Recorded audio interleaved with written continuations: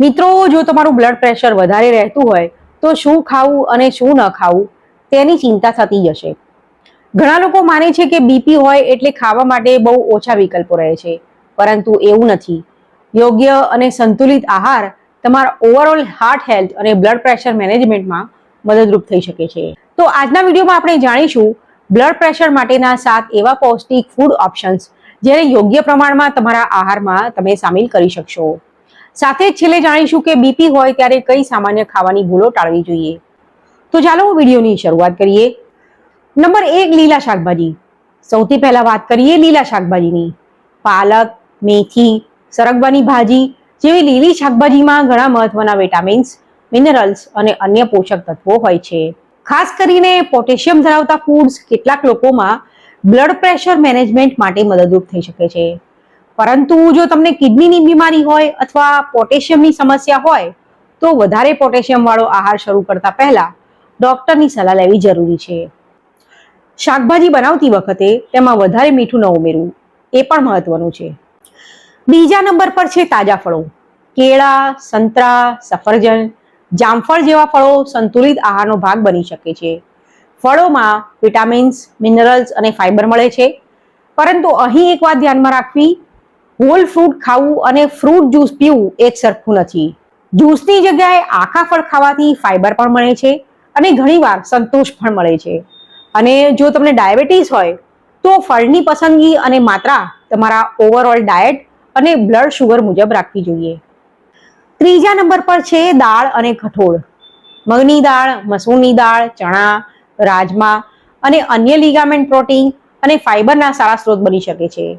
આને તમારા ભોજનમાં યોગ્ય પ્રમાણમાં સામેલ કરવાથી સંતુલિત ડાયટ બનાવવામાં મદદ મળી શકે છે.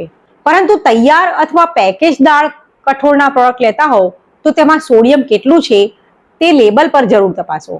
ચોથા નંબર પર છે હોલ ગ્રેન્સ એટલે કે આખા અનાજ. Oats, brown rice, whole wheat અને અન્ય હોલ ગ્રેન ફૂડ્સમાં ફાઇબર વધુ હોઈ શકે છે. તમે તમારા રોજિંદા ભોજનમાં રિફાઇન્ડ ગ્રેન્સની જગ્યાએ કેટલીક વખત હોલ ગ્રેન્સનો ઉપયોગ કરી શકો છો. ઉદાહરણ તરીકે નાસ્તામાં ઓટ્સ અથવા ભોજનમાં હોલ વ્હીટ રોટલી જેવા વિકલ્પો લઈ શકાય. પરંતુ અહીં પણ પોર્શન સાઇઝ મહત્વનું છે. કોઈ એક ફૂડને જેટલું વધારે ખાશો એટલું સારું એવું માનવું યોગ્ય નથી. પાંચમા નંબરે છે અનસોલ્ટેડ નટ્સ અને સીડ્સ.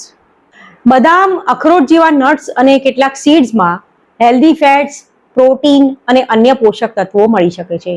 પરંતુ બીપી હોય ત્યારે ખાસ ધ્યાન રાખવું કે સોલ્ટેડ નટ્સની જગ્યાએ અનસોલ્ટેડ અથવા ઓછા સોડિયમ વાળા વિકલ્પો પસંદ કરવો. પરંતુ નટ્સ હેલ્ધી હોવા છતાં તેમાં કેલોરીઝ વધારે હોઈ શકે છે, એટલે પ્રમાણમાં ખાવા જરૂરી છે. છઠ્ઠું છે લો ફેટ ડેરી ફૂડ્સ, જેમ કે ઓછા ફેટવાળું દૂધ અથવા સાદું દહીં. તેમાંથી પ્રોટીન અને કેલ્શિયમ જેવા પોષક તત્વો મળી શકે છે. પરંતુ ફ્લેવર્ડ અથવા સ્વીટન ડેરી પ્રોડક્ટ લેતા હો તો તેમાં ઉમેરેલી ખાંડ અને ઇન્ગ્રેડિયન્ટ્સનું ધ્યાન રાખવું જરૂરી છે. સાદું દહીં એક સરળ વિકલ્પ બની શકે છે. સાતમું છે પોટેશિયમ રીચ ફૂડ્સ. પોટેશિયમ શરીરમાં સોડિયમના પ્રભાવને સંતુલિત કરવામાં મદદ કરી શકે છે અને બ્લડ પ્રેશર માટે મહત્વપૂર્ણ ભૂમિકા ભજવી શકે છે. કેળા, સંતરા, કેટલાક લીલા શાકભાજી, દાળ અને અન્ય ઘણા ફૂડ્સમાં પોટેશિયમ મળી આવે છે. પરંતુ ફરીથી એક મહત્વની વાત, કિડનીની બીમારી ધરાવતા લોકો માટે વધારે પોટેશિયમ પણ હાનિકારક બની શકે છે. એટલે કિડની ડિઝીઝ હોય અથવા ડોક્ટરે પોટેશિયમ ઘટાડવાનું કહ્યું હોય તો પોતાની રીતે પોટેશિયમ રીચ ફૂડ્સ વધારે ન લેવા. હવે સૌથી મહત્વની વાત, માત્ર શું ખાવું તે જાણવું પૂરતું નથી. બીપી માટે કેટલું સોડિયમ લઈ રહ્યા છો તે જાણવું પણ ખૂબ જ મહત્વનું છે. ઘરમાં બનાવેલા ખોરાકમાં મીઠું ઓછું કરવું તો જરૂરી છે જ, પરંતુ પેકેજ ફૂડમાં પણ સોડિયમ વધારે હોઈ શકે છે, જેમ કે પેકેટવાળા નાસ્તા, ચિપ્સ, ઇન્સ્ટન્ટ ફૂડ્સ, કેટલાક સોસીસ, અથાણા અને પ્રોસેસ ફૂડ. એટલે ફૂડ લેબલ વાંચવાની ટેવ પાડો અને શક્ય હોય ત્યાં સુધી ઓછા સોડિયમવાળા વિકલ્પો પસંદ કરો. હવે કેટલીક સામાન્ય ભૂલોની વાત કરીએ. પહેલી ભૂલ, માત્ર મીઠું ઓછું કરીને બાકીના આહાર પર ધ્યાન ન આપવું. બીજી ભૂલ, હેલ્ધી લખેલું છે એટલે કોઈ પણ ફૂડ જેટલું મન થાય એટલું ખાઈ લેવું. ત્રીજી ભૂલ, બીપીની દવા લેતા હોવા છતાં બીપી નોર્મલ આવતા પોતાની રીતે દવા બંધ કરી દેવી. બીપી નોર્મલ રહેવાનું કારણ ઘણી વખત દવા અને લાઈફસ્ટાઈલ બંને હોઈ શકે છે, એટલે દવા બંધ કરવાનો નિર્ણય માત્ર ડોક્ટરની સલાહથી જ લેવો. હવે વાત કરીએ કે બીપી કંટ્રોલ માટે આહાર સિવાય બીજું શું જરૂરી છે. તો આહાર મહત્વનો છે, પરંતુ માત્ર ખોરાકથી જ બીપી કંટ્રોલ થઈ જશે એવું માનવું યોગ્ય નથી. તમારી શરીરની કન્ડિશન પ્રમાણે નિયમિત physical activity, healthy weight maintain રાખવું, પૂરતી ઊંઘ લેવી, સ્ટ્રેસ મેનેજ કરવો અને તંબાકુથી દૂર રહેવું પણ મહત્વનું છે. અને જો ડોક્ટરે બીપીની દવા આપી હોય તો તે નિયમિત રીતે લેવી અને ફોલોઅપ લેવો જરૂરી છે.